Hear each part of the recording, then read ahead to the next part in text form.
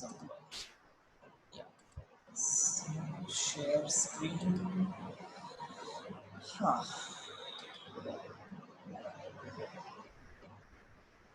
Okay, so like I had mentioned yesterday, we'll start from a little bit uh, with the post fertilization event, which we had already covered, and then we'll go further. So, majorly in the post fertilization events, there are four things. So, fertilization has already happened. So, first event after the fertilization, that is double fertilization, has happened. That is, first one is formation of endosperm, which is more like a nutritious tissue or a cell mass within these like fertilized zygote or embryo, you can say. Then the formation of embryo, this process is called as embryogeny. Not formation of embryo means from zygote, which is like a single cell stage, how does it develop into a complete embryo? That's what is embryogeny. Development of the seed, like of course the seed formation and the fruit formation. So these are the four events that happens after the fertilization has occurred. So looking at one by one each of these events. Again, who is starting? Oh, Manskit is here. Hi Manskit. But suddenly something is strange for sure because Hi, sir. I didn't add her and she's still inside. Okay, so any which ways. So the first stage, that is the formation of the endosperm nucleus. Now in this, the primary endosperm nucleus is formed by the fusion of the two polar nuclei and the male gamete. Now if you remember again, at the center of the embryo sac, there were two polar nuclei. Again, I will go back just to show you quickly. Yeah, here I can show you. So let's say this was the embryo sac, just the in the female gamete, you can say, or the female reproductive structures, and these were the two polar nuclei which were present, and this blue one that you see is actually coming from the male gamete, right, which is released via the polar tube, and then one of them is fusing with this triple nucleus to form the endosperm, which is triploid in nature, and the egg cell will fuse, like this was the green one, is the egg cell, and it fuses with one of the gamete and it forms the zygote, that is diploid one. So just remember, this process is double fertilization, which has triploid endosperm and diploid zygote. I hope you will remember this whole process because it will keep coming every now and then. So that will form the primary endosperm nucleus, which is triploid in nature, and it is occurred by the fusion of the two polar nuclei from the embryo sac with the male gamete from the pollen tube. Uh, Sorry, from the tube nucleus, right? Then it divides repeatedly. So this primary endosperm cell, which is a triploid nucleus cell, it will divide repeatedly to form a triploid endosperm tissue. That means there will be many cells of the triploid nucleus, means each cell will have three different nucleus, or rather three different sets of chromosome, you can say, and they will form the endosperm tissue, which contain reserve food to nourish the growing embryo. So, and this is generally used for nourishment of the embryo throughout the development. Like in case of human also, you know that the baby is connected to the mother's body through the placenta, and the blood or the nutrition is going through that placenta to the embryo. This is something similar. It just they don't have a placenta like structure, completely developed placenta like structure, but they still gain the nourishment from the main body. So that is the function of this endosperm. The endosperm receives the food supply from the nucellus. Now again, nucellus, if you remember, was uh, the cells from the embryo sac outside the polar nuclei. So there were cotyledons, sorry, the outer layers, And this green area that is being shown here, that was ideally filled with nucellus. So that's the I don't know if I have this better picture of this here, or maybe it's too far. Okay, so just to again, yeah, maybe, yeah, here if you see, these are the polar nuclei, and around this blank part is actually the nucellus part, and which is always filled with the nutritious tissue so that the embryo can survive. This nucellus will give the nutrition to the endosperm tissue, and endosperm will give it to the growing embryo. So that's how the process works. So supply from the nucellus, which ultimately perishes and remains in the form of thin layer outside the endosperm, which is known as the perisperm. So this endosperm will take out all the nutrition from the nucellus layer, because now this zygote has been formed, and zygote is about to enter into the embryonic developmental stages. So that nucellus will disappear, endosperm will be completely filled with nourishment, which will keep providing nourishment to the embryo. And then whatever nucellus was present, it will form a very thin layer outside the endosperm, and that is called as perisperm. Again, peri is outer, and the sperm doesn't literally mean a sperm, but it's just a outer layer, because it is from that whole of the endosperm layer. Now, the actual development of the endosperm happens in different ways. Like, for example, there are three different types. Now, again, I will not go into these details because this we had already seen. I'll just show you these diagrams. What happens is that triploid primary endosperm nucleus is present at the center. It will keep dividing over the time, and it will form a single layer along the edge of the embryo sac and the free nuclei at the center, and that is what is called as nuclear endosperm. So the division happens, nuclei separates, and some of the cells, they align themselves along the periphery, like you see here in the blue, and that is called as nuclear endosperm. And this is something that you see in the coconut, like most of that coconut is at the edge of the seed or fruit, you can say. So that is what is nuclear endosperm. Cellular endosperm, that is the almost equal division of that triploid endosperm nuclei, and then it will uniformly distribute throughout the embryo sac, and like the ovary, you can say, for a while, and that forms the pulp of the fruit sometimes. Yeah, so that is the cellular endosperm, and in between these two is your halobial endosperm formation. In halobial, what happens is, again, there will be outer layer on sides, there will be free nuclei, and some mass of this primary endosperm nucleus will develop as a like uniform distribution throughout the, not throughout, some part of the embryo sac. So that is the halobial. So there are three ways in which endosperm develops: nuclear, because there are free nuclei present; cellular, because it is throughout; and halobial, which is in between nuclear and cellular endosperm. So these are the three types. Again, I have written the description here, so you can have a look at this description, which says the same thing like I mentioned. Now, the third stage in the formation of endosperm. Now, formation of endosperm, we have seen that endosperm has formed. Now, what happens to that endosperm during the developmental stages of the embryo? So, that is what is fate of endosperm.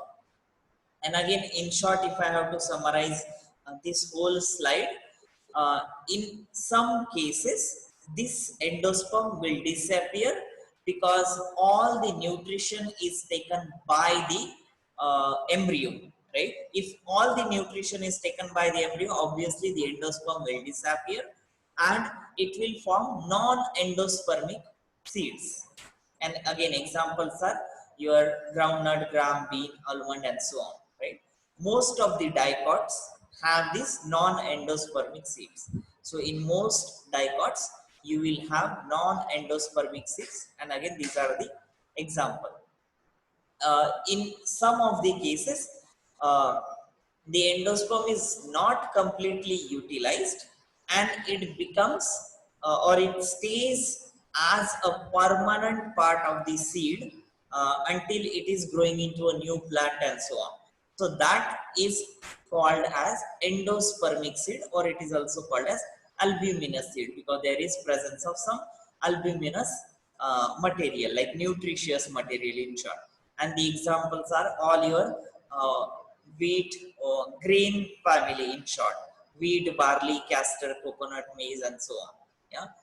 So these are the two types with respect to the fate of endosperm. What happens to endosperm after the complete development? Uh, okay. Any questions so far? I hope this was pretty easy to understand. So, Yes. uh, in the development of endosperm, so where does the nucellus lie then if the area is filled by the endosperm? In the development of endosperm, see, Yeah, like the three diagrams that were there. uh, in this three diagram you are seeing this one, like I am guessing it, if the nucleus sorry nucellus is disappearing completely, because if the nutrition from the nucellus is completely taken by the endosperm cells, then it will form a thin layer outside here. That is what is known as perisperm. Oh, yes. So that's what exactly happens. And in some of the cases, when that nucellus is not completely taken up by the endosperm, it might form a little thicker layer again, but outside only. Yeah, because the endosperm has to be in close contact with the embryo, and the nucellus, if at all, is left out. But I don't think nucellus will be left out. Ultimately, over the time, it will completely be taken up. There might be a few stages, or in different seeds, there will be nucellus will be disappearing at different stages. But at the end, when the complete seed or fruit formation has happened, nucellus would have totally disappeared, and it would only be present in the form of thin layer, and only endosperm will be present. And that Okay. sometimes you see, if you have seen mango, if you see a raw mango, then not raw, yeah, raw mango, not the ripe one. Raw mango, if you take out the seed from inside, there is a thin layer. So that is something like nucellus layer, which is over the time disappearing when the mango ripens into a pulpy fruit. Okay, so that was the endosperm part of it. Now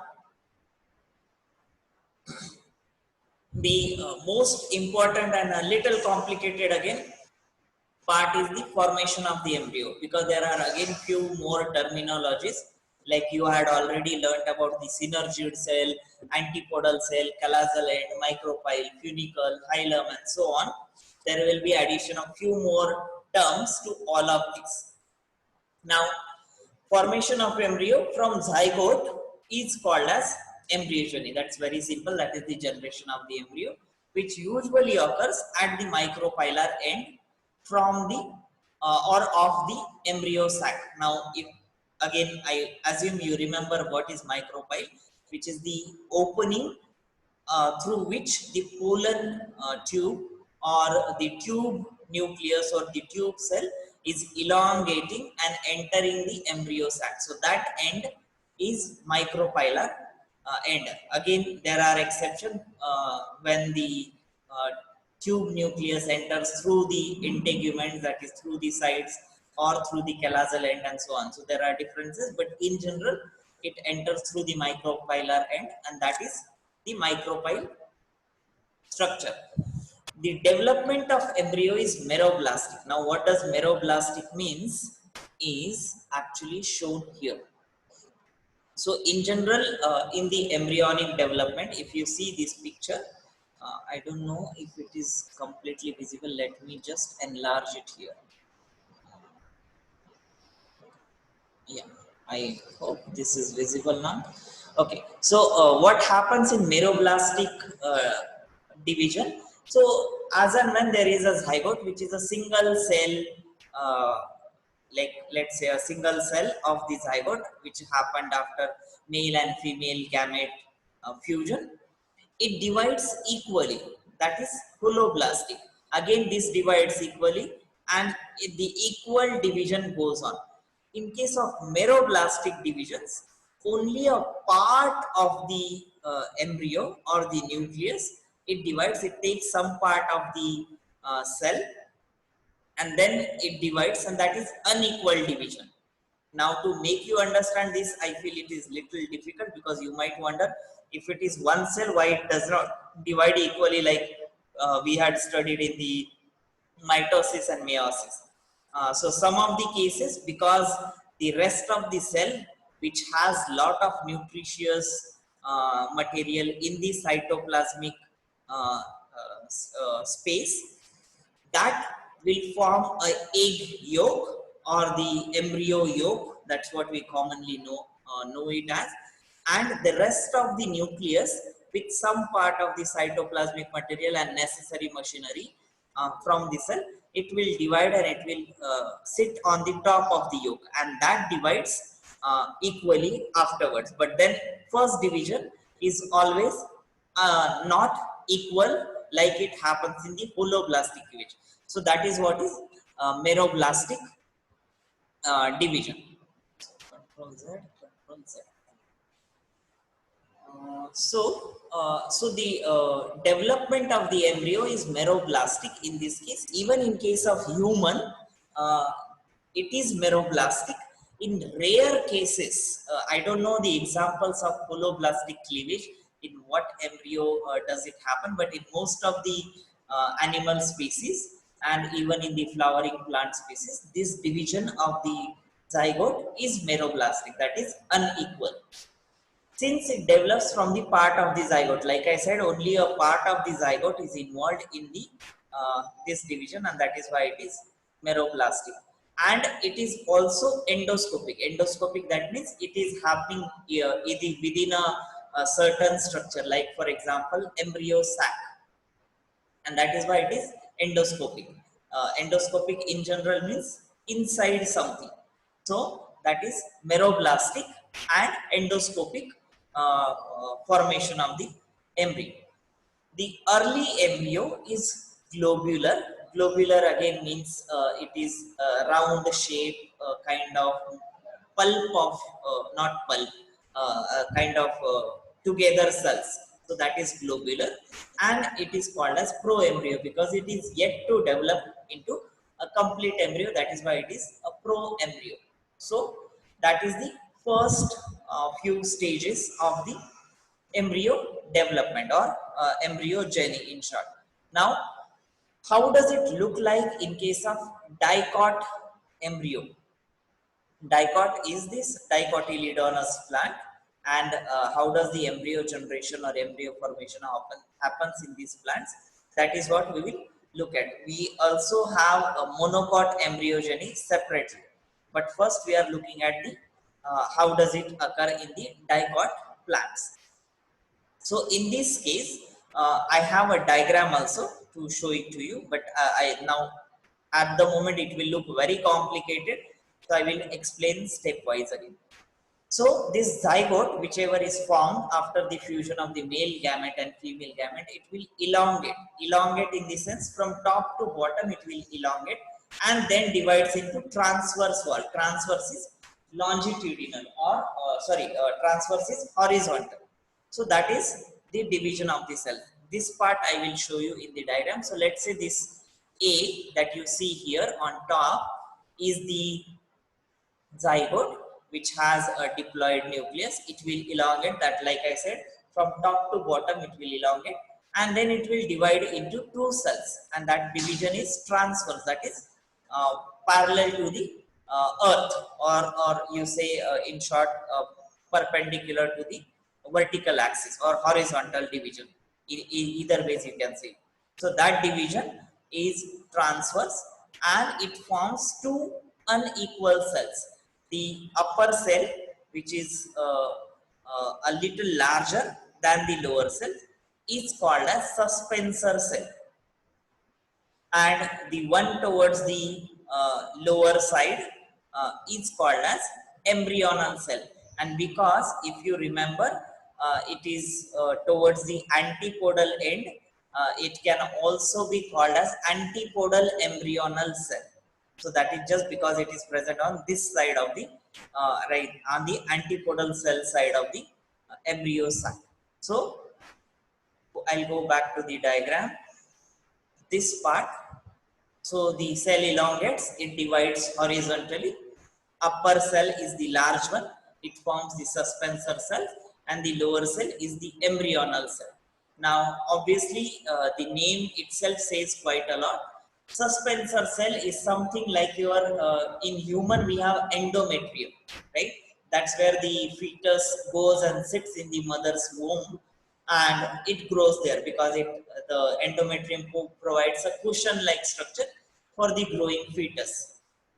Similarly, in case of plant embryo, this suspensor cell is something that will hold the embryo structure into various structures which are present during the seed and fruit development. Just to give you some analogy there.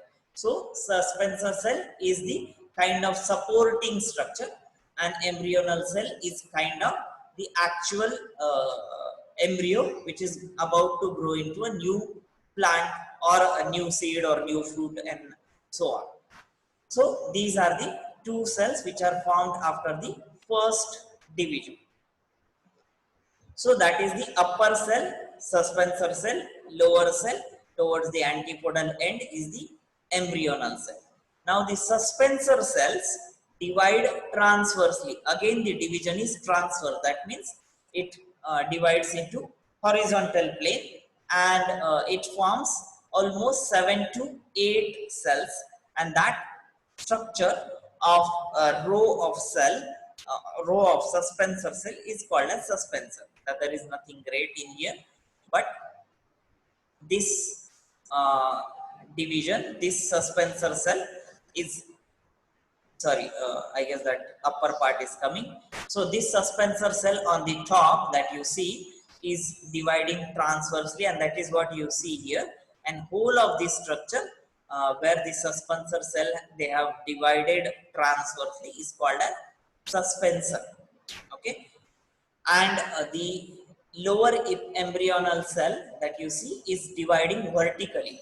That again we will see further. So suspensor cell division forming the suspensor structure.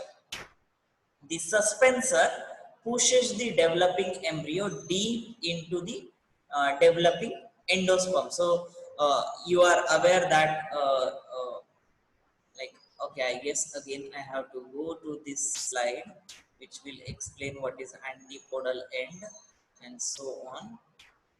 Okay, so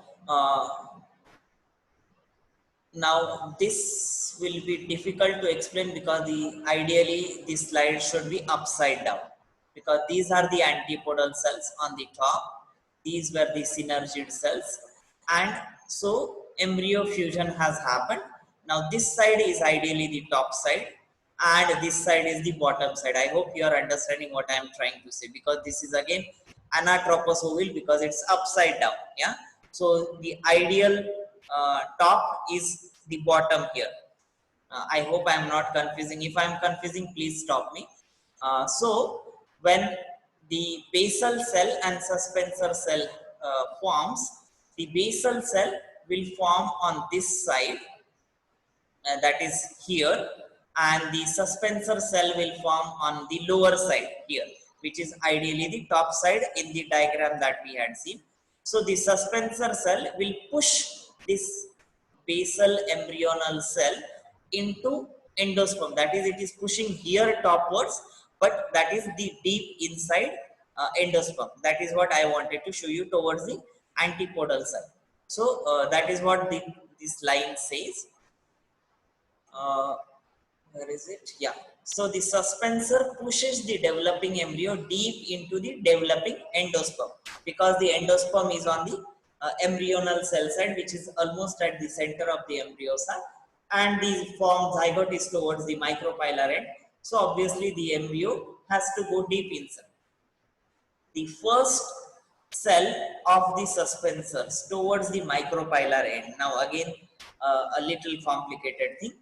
The first cell of the suspensor, that is on the top side, becomes swollen and forms the haustorium structure. What this means is, this is the first cell on the top of the suspensor structure, and that becomes little swollen, and it forms the haustorium. We will see what is the function of this, but as of now, just structurally understand it, that out of one of the suspensor cell which is sitting on the top of the suspensor structure, it will get swollen and it will form haustorium, or it is also called as haustorial cell. This will absorb the material, or especially the food material, for the developing embryo, right? Now if you can imagine this whole concept, this embryo is outside, embryo sac is outside, this endosperm is lying in this region, in this region, around this. So all the nutrition will get absorbed from the top side to reach to the embryo through this haustorium, right? That is the general idea, because as these cells grow, it will start occupying this space, and the endosperm will be pushed on this side, that is towards the suspensor side, right? And that is when these cells are occupying lot of space in the embryo sac, and that is when haustorium will function as like a kind of mediator to transport the nutrition from the endosperm, which is around this suspensor, to the growing embryo. So that is what it looks like. The last cell of the suspensor, that is towards the embryo, is known as hypophysis. So to up one is the haustorium, and the lower one is the hypophysis, that is right next to the embryo. So the last cell in the suspensor is hypophysis. The top cell in the suspensor is the haustorium. The function of haustorium is to provide the nutrition to the embryo, or fetch the nutrition towards the embryo. And the function of hypophysis, it is to give rise to radicle and the root cap. Now radicle is something that grows into a shoot, and the root cap is actually like your root cap, which grows into the further root structure. So that is where the uh, kind of very basic growth has started. Uh, I hope you all are following in these things. Yeah. If you have any question, please stop me anytime. What is this? Go back. Okay. So haustorium is the top cell which takes the nutrition provided to embryo. Hypophysis is the lowermost cell in the suspensor, and it gives rise to radicle and root cap, and below it is your embryonal cell. Now these embryonal cell, they divide thrice to give 8-celled octant. Now how does that happen? Do I have a slide to this? No, I don't. Okay, fine. So I'll just explain you here. So let's say this was a single embryonal cell. It will divide vertically. It will form 2. They will again divide vertically. It will form 4. That is the second division. Now here in this diagram, if I have to show you that front 2 and back 2. Imagine there are 2 cells at the back of these 2 embryonal cells. So there will be 4. So there are like 4 column-like cells arranged, and then they will divide transversely, that is horizontally, and they will form 4 cells below it. So there will be 4 cells down, 4 cells on the top, and that is how the in 3 divisions 8-celled octant is formed, or it is also called as embryonal mass, because that is the basic division before the actual development of the embryo is yet to start. So that is the 8-cell doctrine with the or the embryonal mass. The first two divisions are vertical, like I said, and third one is horizontal or transverse. These cells, they are arranged in two tiers or tiers, whatever you want to say. That is epibasal, terminal, and hypobasal near the suspensor. The one which is near the hypophysis is called as hypobasal, and the one which is at the lowermost side, which is called as epibasal, or it is also called as terminal, right? So the layer of the the layer of the four embryonal cell next to the hypophysis is called as hypobasal, and the lowermost cell, they will be called as your epibasal embryonal cells. Now, the epibasal cell, that is the lowermost part of the cell, will eventually form two cotyledons and a plumule. That is, which gives rise to your leaf structure or a stem structure. Plumule and cotyledon, they ultimately form your stem part or the branches part and the leaf part. So that is the epibasal cell, that is the lowermost cells, will form two cotyledons, because now we are looking at the dicotyledon embryogeny. So it has to form two cotyledons, otherwise it will be monocot, right? If it is forming the single cotyledon. So epibasal cell, that is the lowermost cells, the terminal ones, they will form two cotyledons and a plumule, which is ultimately giving rise to the what you say shoot or the leaf or the stem part of it. And the hypobasal cell, which is next to hypophysis or the lowermost cells of the suspensor structure, it gives rise to hypocotyle. Now hypocotyle is a structure which is a kind of junction between root and stem. So if I have to give you an idea, again this will look like upside down. This, let's say these are the top four cells, these will form the these are the hypobasal cells, they will form hypocotyle. So now logically, if I have to remember this, suspensor has haustorium and hypophysis.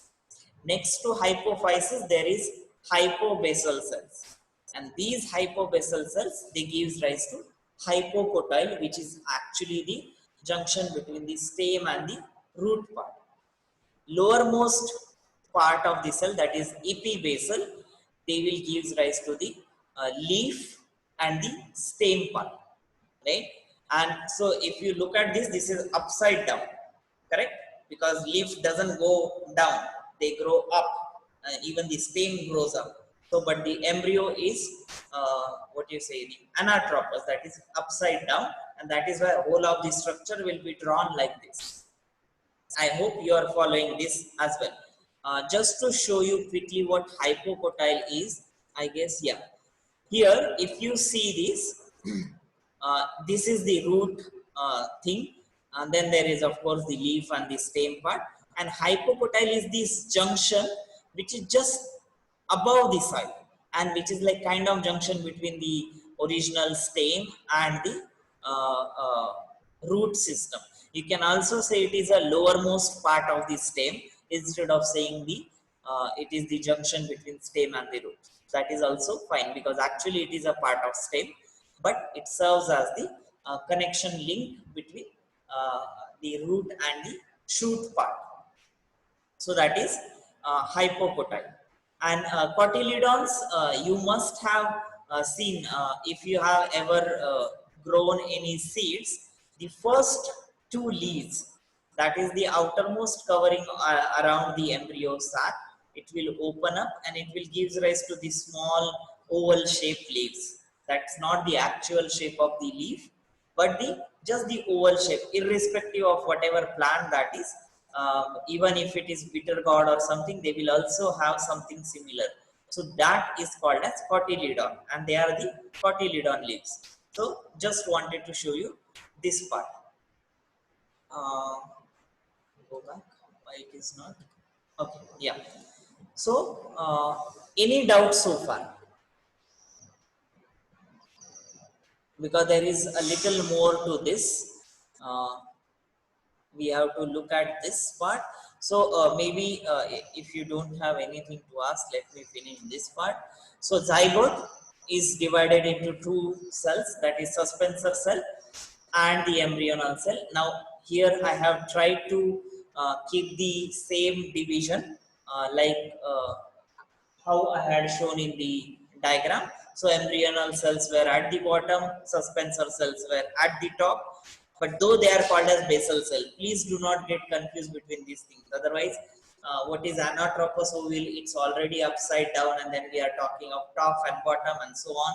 It might get little confusing, but imagine a picture of everything in your head, and this should be all clear. So suspensor cells, they were on the top, embryonal cells, they were on the bottom.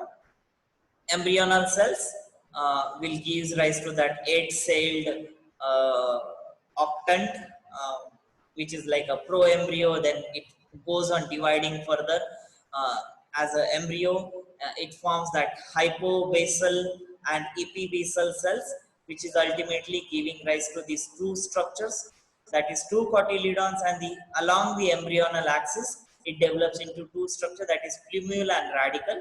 Plumule is usually that uh, what you say, sprout that comes out of the seed, that is called as plumule, and that structure growing into the leaf and stem part, that is the shoot system, and the radical part which is going into the root cap or the root system.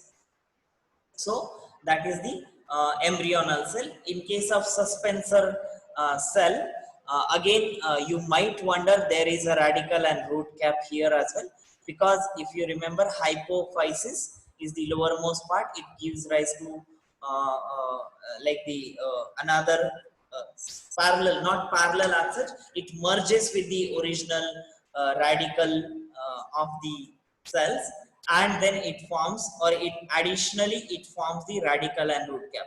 Not necessarily it will always develop into root and root cap.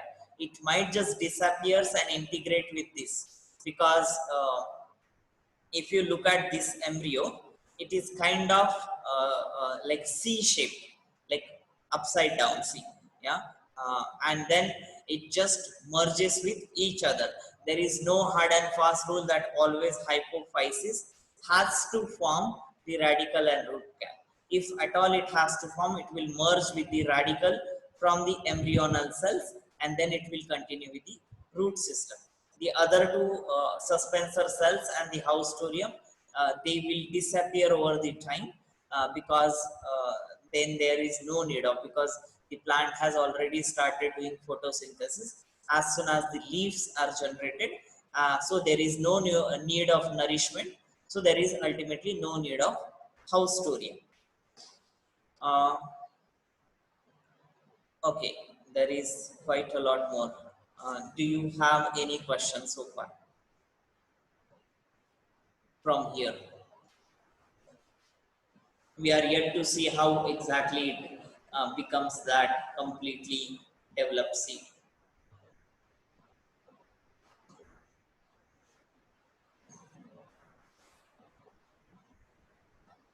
Pratham, No, sir. are you following? Yes, sir. Is any easier that the way I am explaining, or it sounds complicated? No, sir. It's fairly easy. Okay, Akshay,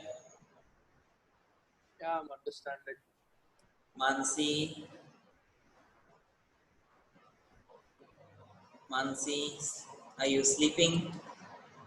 Oh, sir. No, so I just want to know if it is not complicated. Otherwise, we have to find out some other way. Also, uh, I don't know if I have added some video to it. Do check out some video on YouTube, because they will explain it in three-dimensional ways. Or maybe if I find some better video, I will share it with you all. But do watch it. because that way it will make it clear. Now to imagine everything in this two-dimensional platform is little tricky. So please try to look for, Sir, yeah, this is an anatropous ovule, right? If correct. the ovule is if it's upside down, like if it's normal, then Orthotrophs. yeah, then does the then like the shoot it's placed downwards, right? So how does it come up in the actual plant? So it actually comes down and then comes up. And in that case, in case of orthotropous ovule, if you remember, the structure of the embryo sac is kind of ulta. Like, I don't know if I have that slide here. Uh, where is it? No, there was types of ovules that I had shown you, right? Somewhere. Yo, where is it? Too early. Yeah, here it is, right? If you see this one, this is what you are talking of, orthotropous ovule. Now, in this case, the micropyle opening is down. That's why the shoot will come down and go up, right? In this case, the micropyle is already on the top, and that's where the shoot has to grow. So it will grow from this side only. In this case, it will go side and then it will go up. So that's how it always is. In this case, it's little complicated. I assume it will always go from the micropyle side, but then it may not penetrate this. It will go round and then it will go up, either from left or right side in Circinotropous ovule. Yeah. So it's always going through the micropylar end. And Both the the plumule and the radical, both of them exit through the micropylar. No. So it's mostly the shoot which goes out through the micropyle, and later on, all these structures they disintegrate, right? They don't stay like that. So next, like if I have to explain you this, wait, I'll show you this diagram again. Maybe it will make it little clear. So what we are looking at now is this core part, which is like an embryo. Let me make it little larger, right? Now this will go on the top, like this hypocotyle is the junction, epicotyle is the topmost part that is growing as your leaf and so on, and the radical is the one. So if you remember, when the seed, now this seed is opened, like the two sides are open, and then this will grow down and this will grow up. So there is nothing that what is shown here in these embryos, this doesn't really matches with the diagram that I just showed you, because here it is two-dimensional and here we have to imagine in 3 dimension that the root will come out from here. Again, if you have ever soaked the seeds or any beans for like rajma and chole and so on, you will realize that one only shoot is coming out, right? You have never seen a root also coming out through it. But then if you sow that same seed which is sprouted, and then if you take it out after a while, you will see that the root has also developed from almost the similar position from where the shoot has come out. So this is the that place from where the root and the shoot, both of them come out. Does that clarify? Yes, sir. Okay, fine. Okay, so going back again, what time is it? 47. Okay, let me just quickly finish that small part. There are too many slides. I don't know, I guess 140 or so slides for this chapter. It's crazy. Yeah. So this part is clear. Now the growth of that pro-embryo, or what is also that 8-celled octant, much pro-embryo I would say.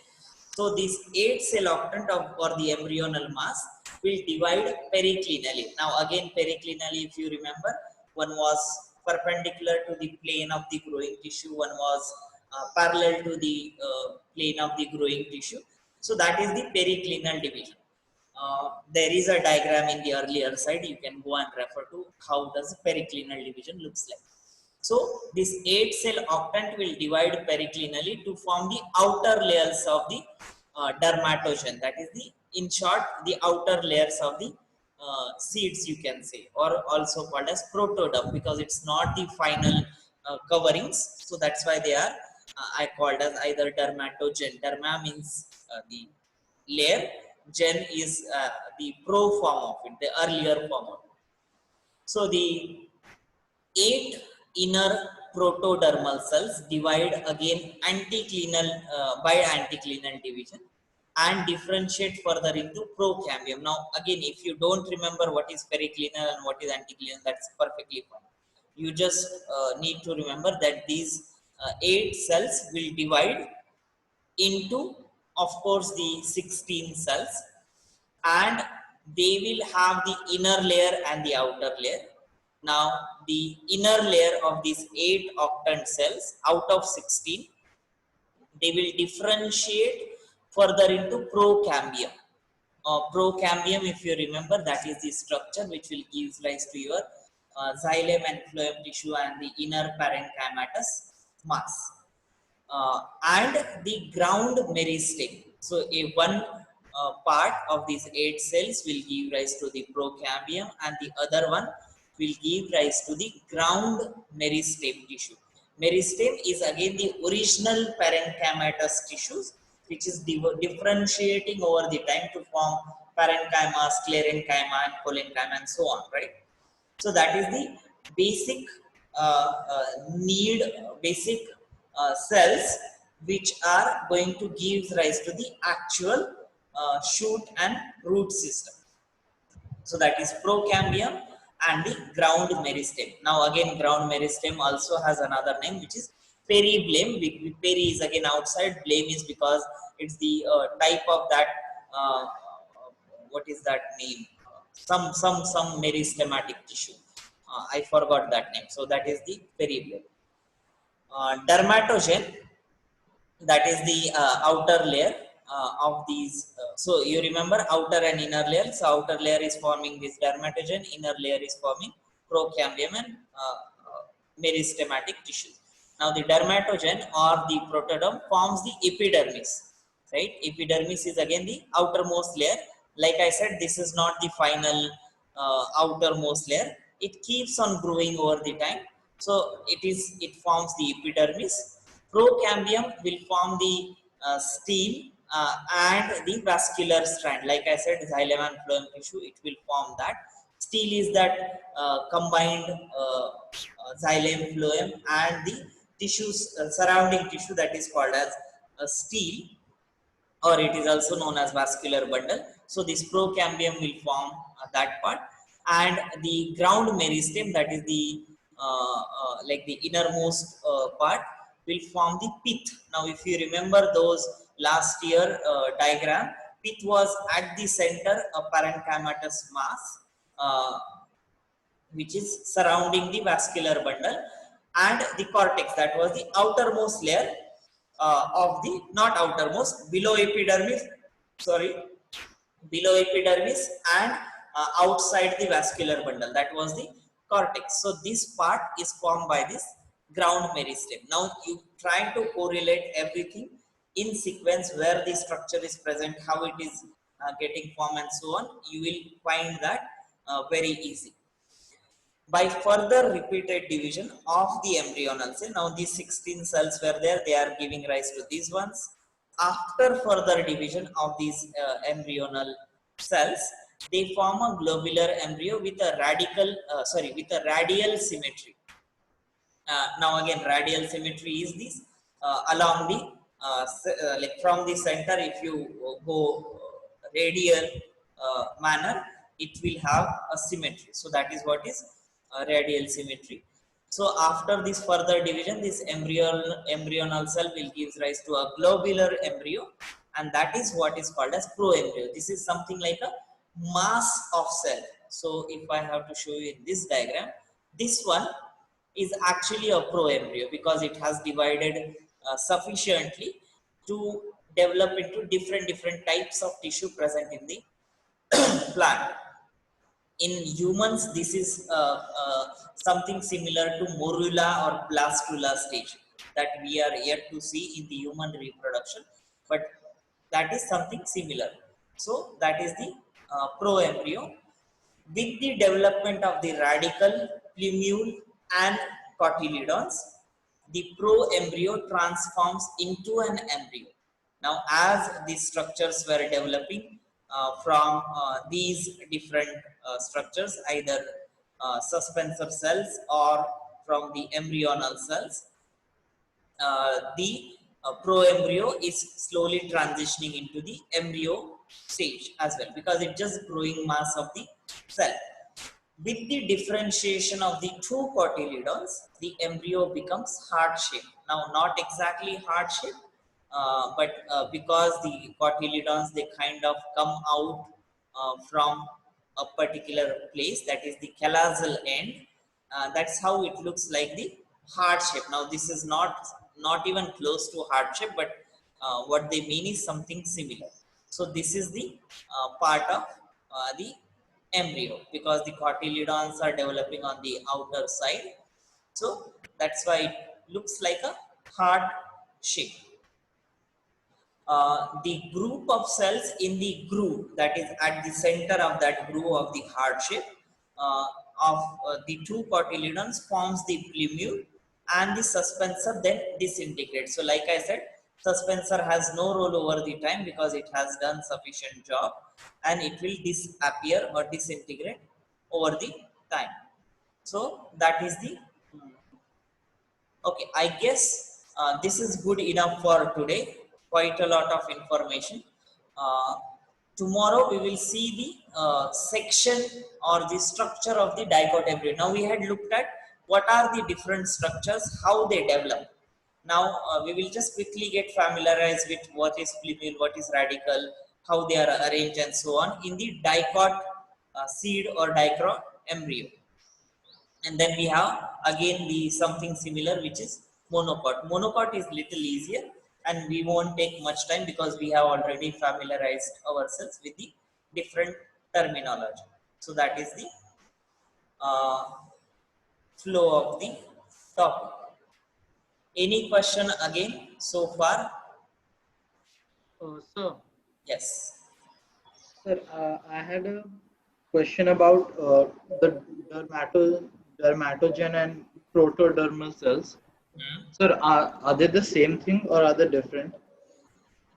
They are different ones. You are talking about dermatogen and Protogen. protogen. Wait, where are we? Monocot, embryogeny. You are talking about these two, or which two? No, no, actually it's protoderm. Yeah, it's protoderm. They are same. Sir, but doesn't the dermatogen form the outer? And isn't that the outer layer and the protoderm is the inner layer? Not really. See, once see now, if I have to give you that picture, imagine that 8 cells they have been formed. So four are on your no four on the top, four on the bottom, right? Now this four cells, they will divide on the outer sides. So it will again form, each cell is going to give rise to 2 cells. So it will become 16. So inner 8, they are covered by outer 8, right? So inner cells, that is what is forming your cambium and the other structure, and the outer 8 is what is forming your dermatogen, or what is also called as protoderm. So there is Uh, one layer, yeah, and then this keeps on dividing. Sir, but the protoderm is forming the cambium, right? Protoderm is that is a different protoderm. That's when I said these are the general terminologies at times which are now dermatogen, that is present in our skin too, right? That doesn't mean it's the same. It just the terminologies might be similar because they have similar function. And like I had explained, these are not the final outer layers because these are developing layers. So that is why they had given, probably that is why they had given that name. I cannot be so sure about why they had given only that name. Like so the outermost, so the outer layer of cells Hmm. is dermatogen, also called protoderm, Hmm. while the inner layer is called Procambium, no? It's not a layer anymore, it's a mass of tissue. It forms the procambium and the meristem, ground meristem tissue. so okay. Again, I will show you this so it will become clear. See, this is what it will divide to form the outer layer and the inner layer, right? Now, the inner, they are calling this also as protodermal cells because they are the same cells originally, right? The parents of this inner layer and the outer layer, they are the same. They are not different. That is the octet, correct? Okay, so protoderm is the whole mass of cells, while the outer part of the protoderm is the dermatogen. Uh, yeah, you can say so. Oh, okay. But again, it's like, uh, we have only two layers, and both of them, they are called protoderms. Now we call outer protoderm and inner protoderm. Now outer protoderm is actually called as dermatogen, and the inner protoderm is actually called as procambium and ground meristem. Now we can't say outer one is the only protoderm or the inner one is only protoderm, right? That way. Yeah, okay. Okay, so shall we stop here?